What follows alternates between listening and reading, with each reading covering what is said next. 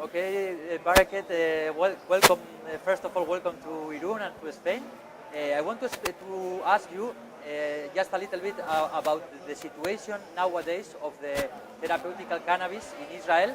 How is it like legally? Like how many people is working in it, or a little bit the general explanation about the situation? Israel was a pioneering country in which cannabis was introduced to patients. First of all, it was just for very, very sick people, and afterwards, step by step, it became more common, and the Israeli public is very aware of the possibility of getting treatment with cannabis. They are very much against medical companies and about the pharmaceutical industry, as in many places in the world, people just don't believe the pharmaceutical companies, and they believe that cannabis is a natural way to treat themselves. And I am a pain specialist.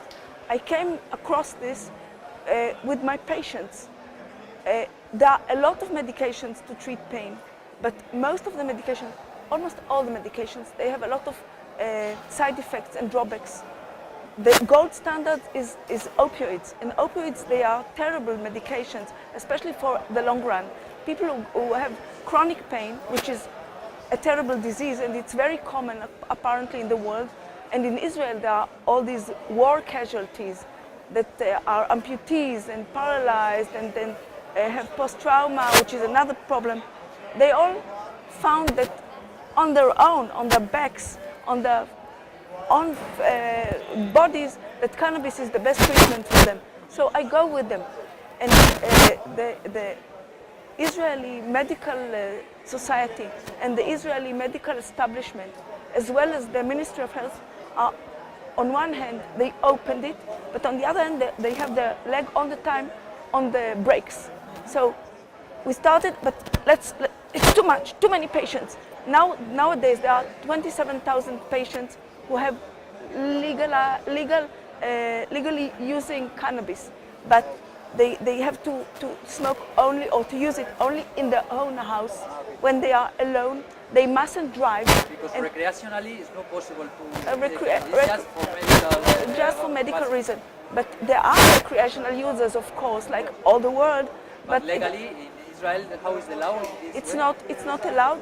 And once somebody is captured, is put in jail.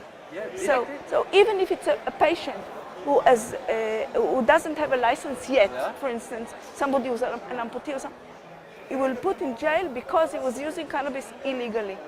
And driving is a problem, because many patients have the cars as legs because they cannot use the legs. They are amputees, as I told you, and paralyzed, but they mustn't drive. I have patients who have children and who drive their cars to work. That's part of their life, but they are considered as criminals, driving with cannabis. So that's my war against the establishment. And how do you think that it will develop in the near future, all these situations?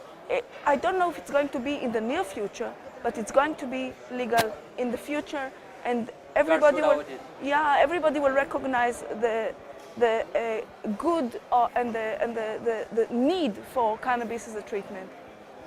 And in your work concretely, you really think that all the life of this patient is getting best? They come to me and tell me, you gave me back my life. And the wives come to me and say, my husband came back to me. I couldn't speak with him. He was angry, he was frustrated, he couldn't sleep. And nowadays, I have my husband back. Students go back to their studies. People start working again in their families. It's a miracle. It's a miraculous thing for patients. I don't speak about the recreational. I'm not against the recreational, but I speak about the people who are really, really miserable, and this makes them happy.